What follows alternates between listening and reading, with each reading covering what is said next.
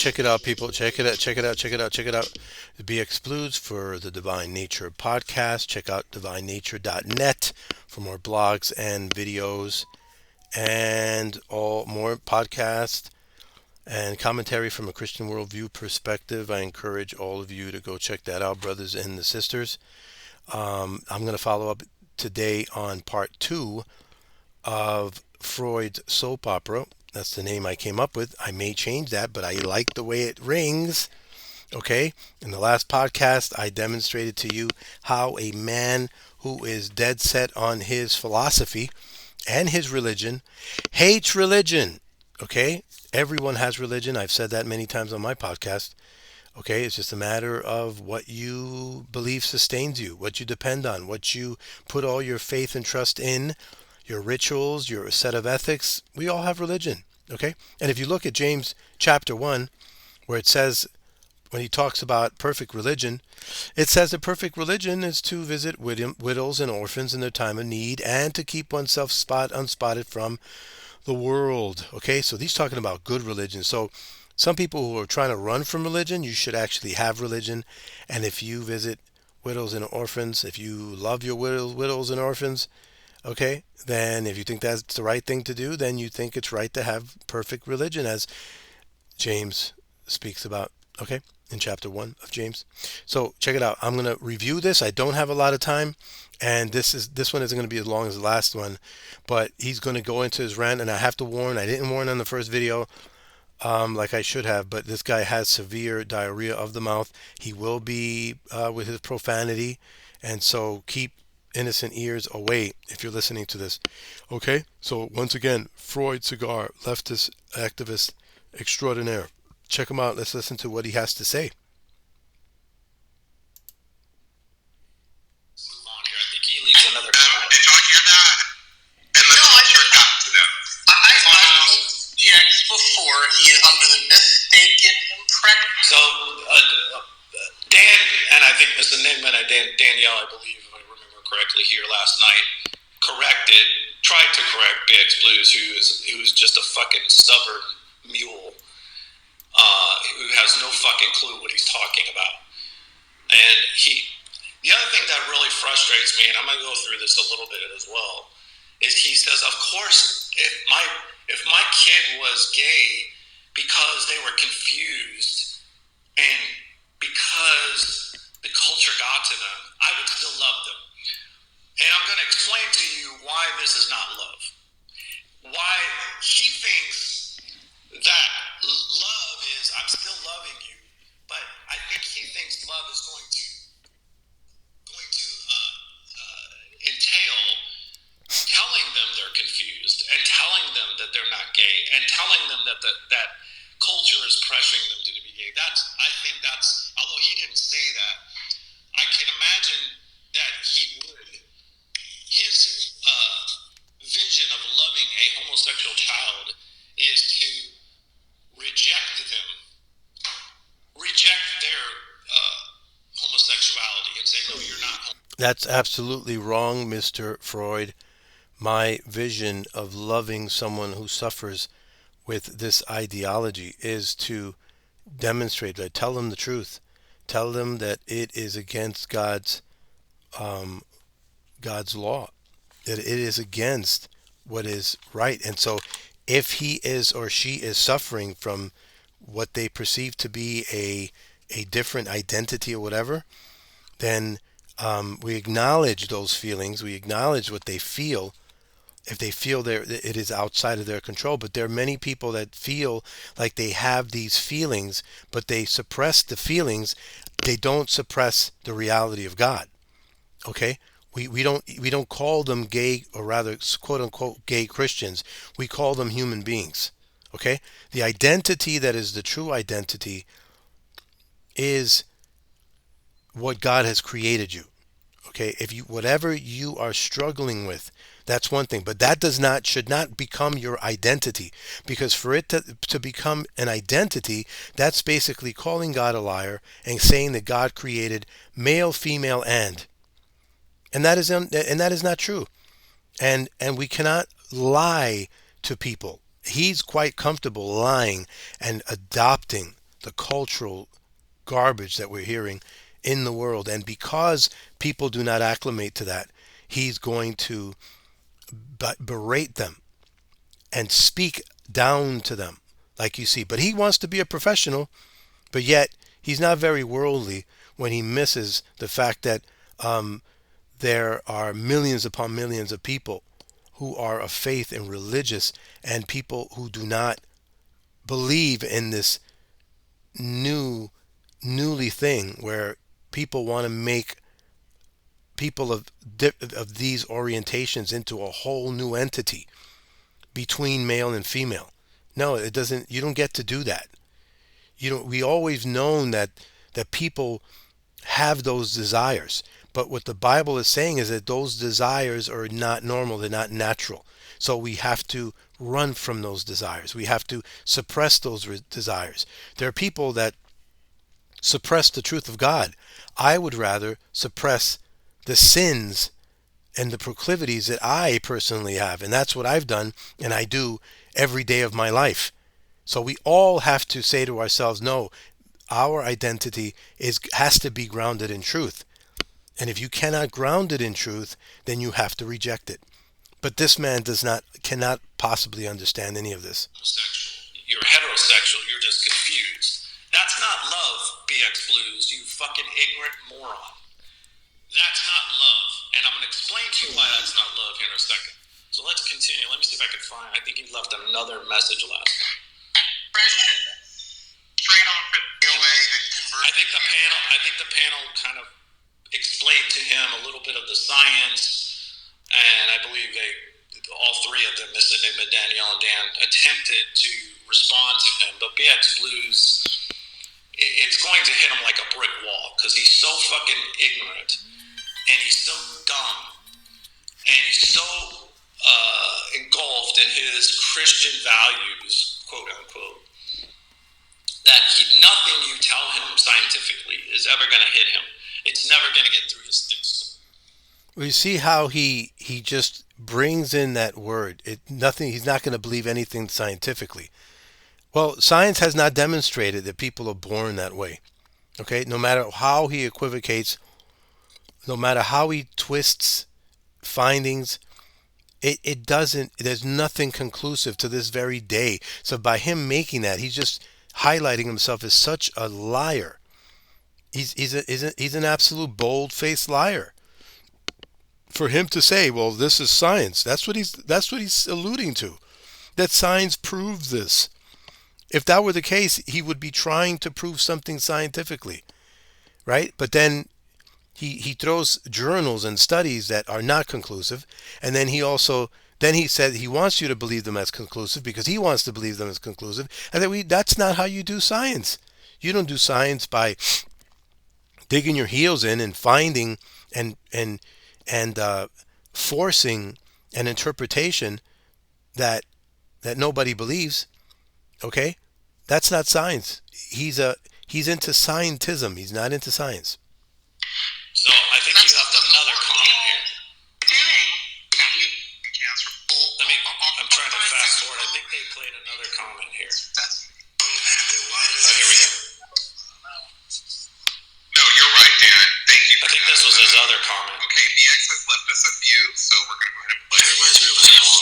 I think it's a Motown. If this is so wrong, then why does it feel so right? You notice this? You see, I'm mocking them and I'm making fun of them because these people are not going to change their views. I'm not convincing any. I'm speaking and criticizing the argumentation because we've argued this many times already. And this is constant back and forth. This is obviously a snippet, a cross-section of the culture of people who just want to believe what they want to believe. And so you get to the point where we're basically trolling each other. They troll Christians and Christians troll them right back. Why? Because among people who are just have their minds are set in stone, they're not going to be convinced. He can't convince me. I can't convince him. So we troll each other. Okay? I consider myself a troll of good taste. Okay? So I don't know. This laugh is either an acknowledgement that he knows he's full of shit, or it's him proving a point. He thinks that because he laughs behind his comment, that validates his comment. He does this all the fucking time. He thinks a laugh validates his comment. You know, now I laugh sometimes when I make comments, and yeah, I laugh at some of my own jokes that aren't funny, but you know, because I find them amusing. But this is not enough. He thinks this is a joke. This is what fucking BX Blues thinks of the LBG. So the issues and the traumas and the problems that are happening and with this group of people is not a joke. Of course not. But his ability and lack of ability to argue while he still tosses stuff and smacks things against the wall until trying to find something to stick and just repeat the narrative, hoping that people will believe in it, simply because it just keeps being repeated, not because it's been demonstrated. That's what's laughable. That's what's laughable, and that's why you need to laugh at them all the way up the hill and back down, because that's what they want you to do. They want you to accept it no matter what. You will accept this no matter what. And so because of that, you show them that you're not intimidated, and no matter how many times they repeat the false narrative, you're going to speak the truth. Okay? And that's the way you conquer, okay, this type of zealotry and activism of nonsense and lies. I'm sorry. We can't back down to stuff like this. He thinks it's all a fucking joke. And this is what I'm going to explain to you. This is so detrimental. So while he sits around in his fucking little Christian bubble and laughs and thinks that the culture is pressuring people to be gay or pressuring them to be trans and saying that they're confused and then laughing about it, I'm going to explain to you why this type of attitude and this type of behavior is just as damaging and can lead to violence and suicides of the LGBTQ community. Well, whenever a group of people or whenever any one person has an issue in them that is outside of the norm of society, or something that it stands outside, it sticks out, okay, those people will inherently have problems in society, whether they have a deformity in their face or in their body, or they're handicapped in any one way, shape, or form, okay, or they have certain views. That goes without saying, okay. But the fact is that we don't go lying to people because of their belief system, because they want to believe something. You have to tell them the truth. Not to tell them the truth is worse. It's affirming lies. And that's a bigger cultural problem. You know, when you're wrapped up in lies, when you have to believe in lies in order to run from the truth, like this gentleman here, you know, it offends him for someone to be able to tell the truth, because he himself wants to live in a narrative of lies, not because he himself is either of this type of sexual orientation or has this identity issue, but because he wants to run from the truth. Because to accept the truth in society, in life, in the big ticket items of life, he can deny God. He can deny the fact that there is a God. Okay? He can continue to speak negatively about the Word of God. And so the whole overall scope of all of these lies in the culture that we're seeing is to be able to suppress the actual truth. If you can believe a lie, then you can suppress the truth, instead of suppressing the lie in order to believe the truth. It's a backward society, and this man is contributing to it. In fact, his lying to an individual who is confused, or a person who believes that they are what they are, instead of understanding that these are emotional issues or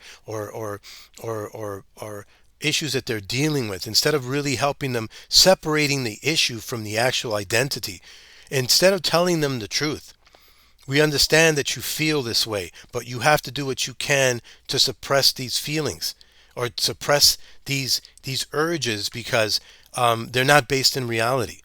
They're not. It's for you to turn to say that, well, this is how I feel. I understand I feel this way, but I also understand that there are many problems in society and human thinking, and that a person cannot affirm. If it depends on what a person has. A person could have proclivities of all different ways. We all have our issues, but if we foster them, what do you think is going to happen? It's something that's going to increase in society. That's what this man wants to do.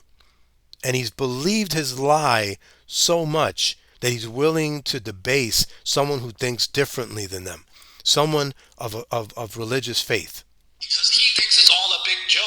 He thinks everybody should think like him. Everybody should follow an ancient fucking book like him.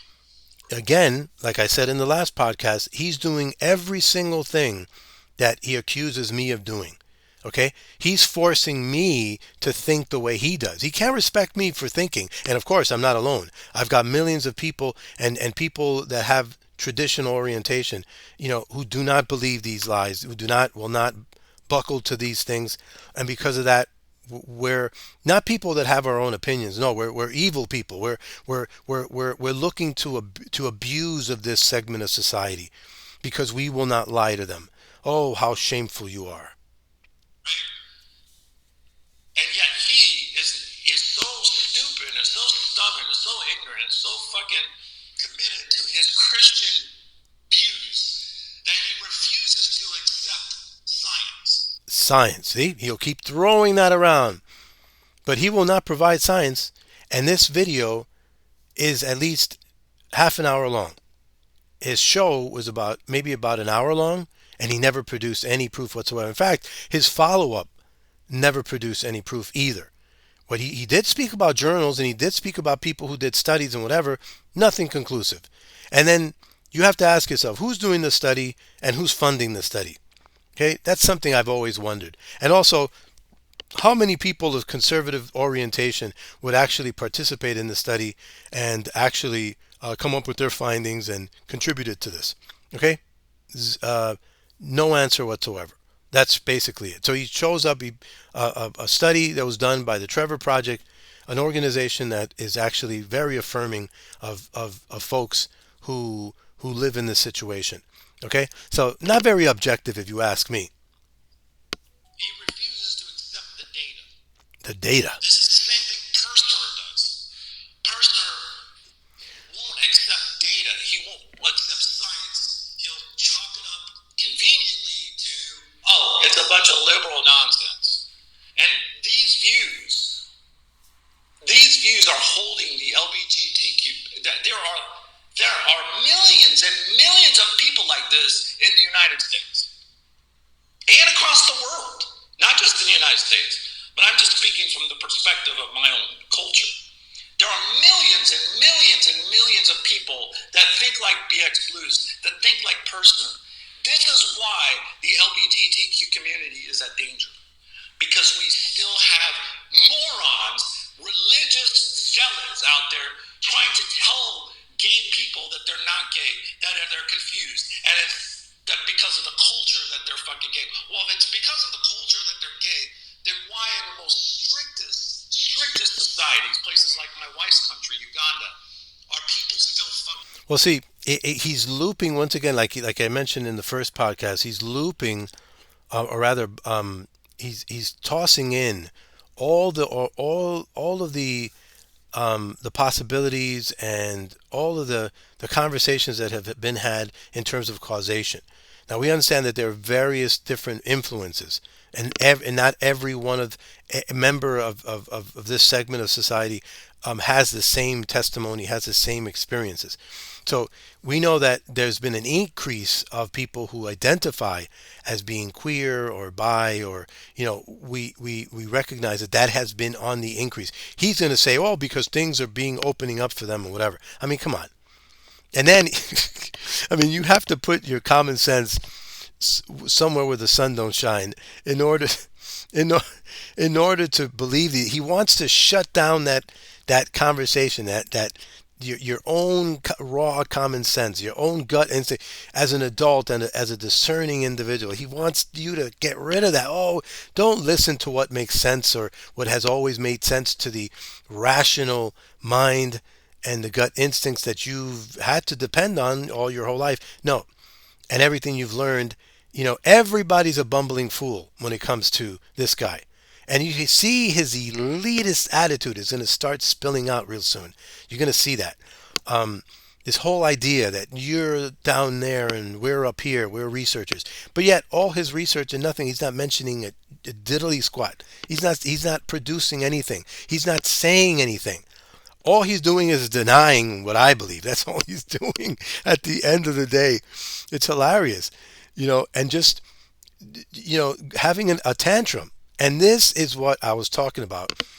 In society, what's going to be in the increase, what we're going to see more and more. It's not just the marginalization, it's more.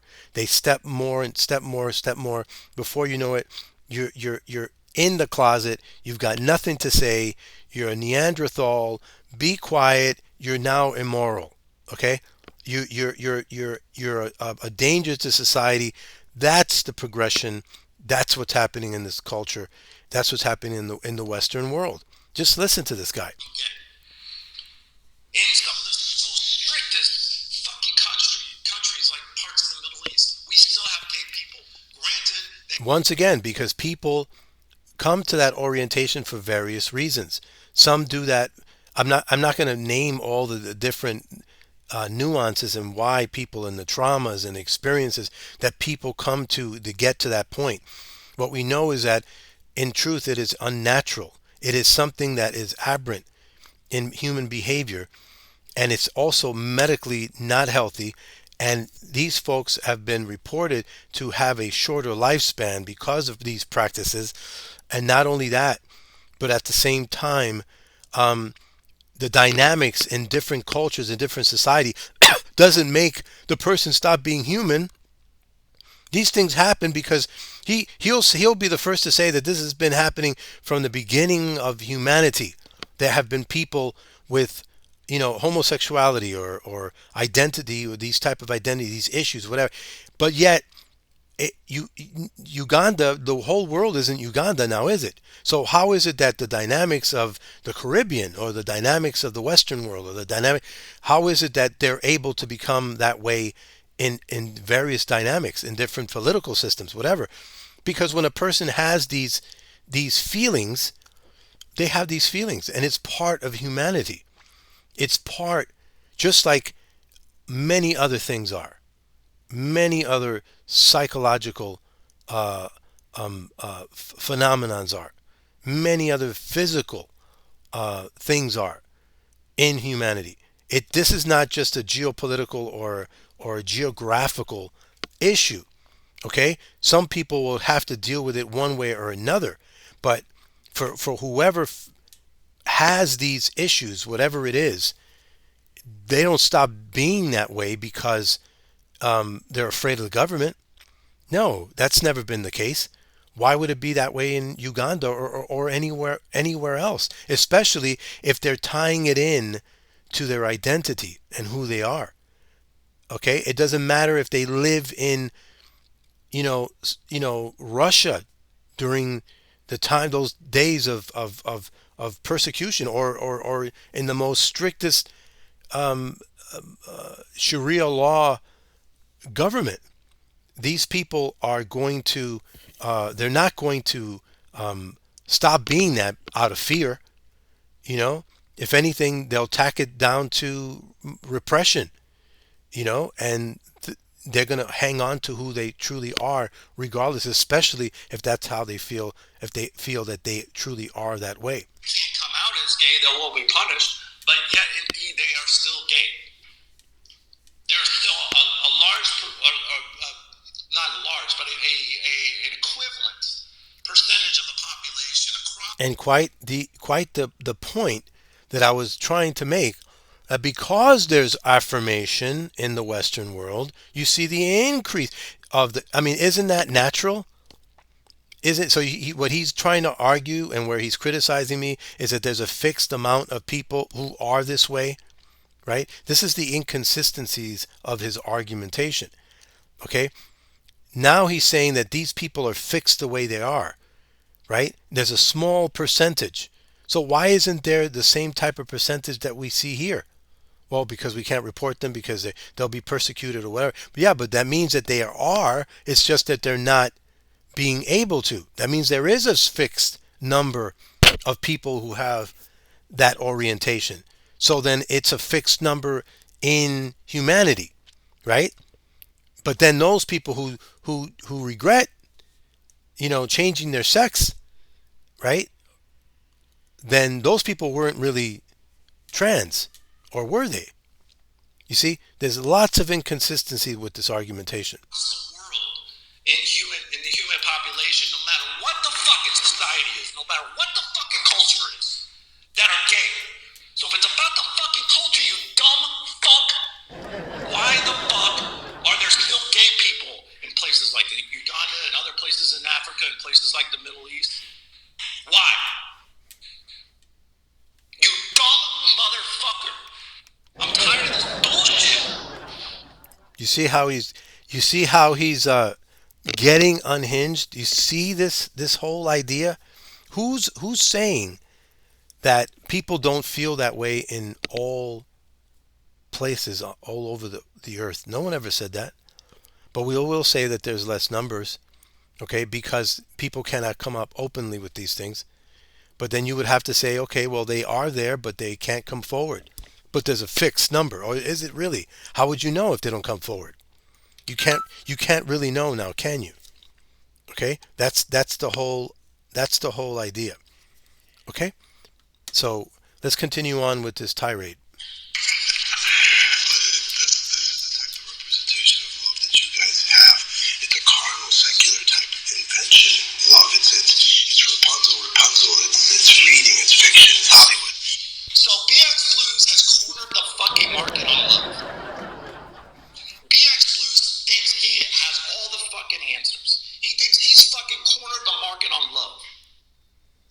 Well, I can't say that I've cornered the market on love, but let's talk about that. What exactly is love? Love isn't affirming something that's wrong. Love isn't affirming something that's not true. Love isn't saying, well, let me lie to you because I love you so much. Last time I checked, lying to people you love means you don't love them. So, it's like, how are you going to fight against that? Okay, this is the virtue signaling that he's doing, and he's got it really incendiary right here. He's got it going at full force. We're going to corner the market on shit, but stupidity, ignorance, and stubbornness. That's what you cornered the market on. That's what religion corners the fucking market on. Stubbornness, stupidity, ignorance, and hatred. Four main things. There it is, hatred. There it is. That's where they're going with it. They're haters. Their words are hatred. Okay? Why? Because they speak the truth. Because they don't want to lead people on. Okay? That's why they're haters. Remember that. That religion spews the fuck out of their mouths. This is what you get with religion. This bullshit. This nonsense. This is what you fucking get, folks. I would say that his secularist religion is just as devoted to his secularist worldview as I am to my Christian worldview. So we have a lot in common, actually. People like BX Blues, disgusting motherfuckers who think they're completely validated in their opinions because they hide behind an ancient fucking book called the fucking Bible. Whoa, you see? There you go. There goes the attack on the Bible. Okay? And this whole nation was instituted on religious freedom. Imagine that. How American that man must be, sounding that way. Okay? So he's speaking against millions upon millions of Americans who recognize this, who can look back to our U.S. Constitution, was written and principled in Judeo-Christian values. This man says, to hell with that. To hell with that. I don't care about that. I don't care about you people. You people are actual haters. Haters. And this is where secularism goes. It becomes nasty and it starts to persecute those of religious conscience. So tired of this shit. So let's go through the numbers here. Let me bring these fucking numbers up. Okay, so I'm going to cut him down on his numbers game because I don't think he's going to do a very good job. But I'm going to cut this short because this is necessary that we come back to this. This was incredibly important. And yeah, so I'm going to cut this short because I'm about to be interrupted really soon. And take care, folks. And until next time, God bless.